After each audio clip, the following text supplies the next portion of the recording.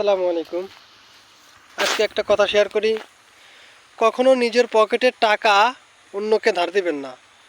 নিজের পকেটের টাকা যখন অন্যকে আপনি হাওলাত দিবেন, তখন ওই টাকা যখন আপনি চাইতে যাবেন, তখন আপনার নিজের কাছে মনে হবে যে আপনি একজন ভিক্ষুক।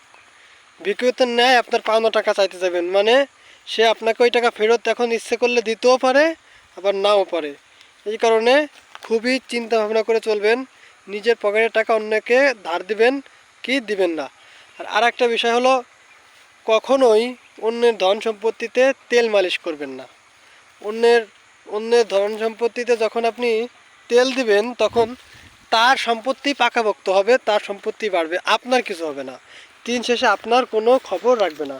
তো তাহলে নিজের নিজের সম্পত্তি কীভাবে অর্জন করা যায় সেই দিকে মনোযোগ দিন। আর অন্যের সম্পত্তিতে কখনোই তেল মারতে যাবেন না। আর টাকা কখনোই ধার দেওয়া যাবে না। যদি ধার দেন তাহলে নিজেকে ভিক্ষুক বানিয়ে নেন, যে ওই টাকা ফেরত চাওয়ার যখন যাবেন তখন নিজেকে ভিক্ষুক মনে হবে। ঠিক আছে, এই কথাটা মাথায় রাখবেন। So careful. ধন্যবাদ।